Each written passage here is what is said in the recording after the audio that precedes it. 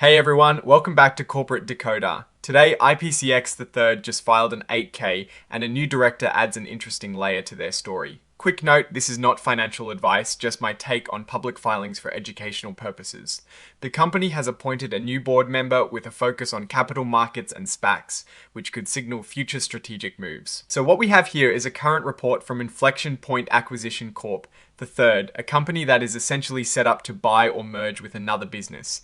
This filing is about a change in their leadership team. Specifically, they've added a new independent director to their board. This new director is Jae Hyun Park, who the filing states is an investment professional with a lot of experience in global capital markets, especially in deals like these where a special purpose acquisition company or SPAC is involved. He is also experienced in natural resources investments. Mr. Park's background is quite relevant to the world of SPACs. He currently leads Keystone Acquisition Corp, another SPAC, and he is also involved in managing that company's operations. Before that, he worked with USA Rare Earth, focusing on raising money and developing business in East Asia. He also has a solid accounting background, having spent about 10 years at KPMG, a major accounting firm. This shows he understands financial reporting and controls, which is essential for any board member. What is interesting is that Mr. Park has been appointed to the board's Audit Committee. This committee is super important because it oversees the company's financial reporting, internal controls, and the external auditors.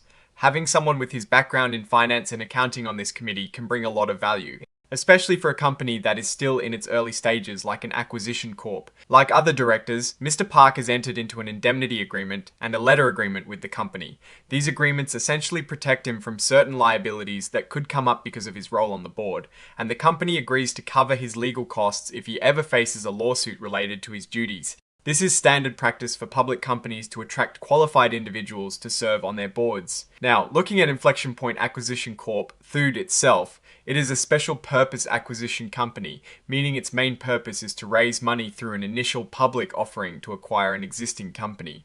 The securities registered here are its units, Class A ordinary shares, and rights. These are the typical components of a SPAC's offering. The units usually consist of shares and warrants, or in this case, rights, which give holders the option to buy more shares later. The company has also checked the box indicating it is an emerging growth company.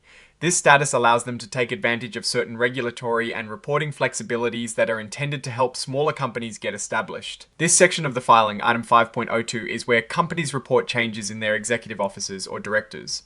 The appointment of Mr. Park is the main event here.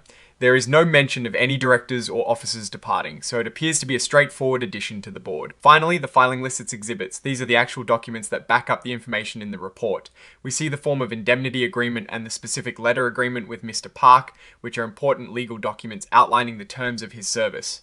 There is also the cover page interactive data file in XBRL format, which is standard for SEC filings. Now, looking at the broader context, Inflection Point Acquisition Corp, the third, or I.P.C.X. the third, has had some recent news. There was a mention of its rights gaining value, and also an update about a PIPE investment, which is a private investment in public equity. These suggest there is ongoing activity and potential deal making in the works for the company. The addition of a director like Jae Hyun Park, who has deep experience in capital markets and SPAC transactions, could be a signal that the company is getting serious about identifying and executing a business combination. His background in cross-border deals and natural resources might also point towards the sectors they are targeting. Given that many SPACs have struggled post-merger, having experienced leadership, especially in finance and audit committees, is crucial. What I am watching is how Mr. Park's expertise in capital formation and strategic execution will translate into actual deals and value for shareholders.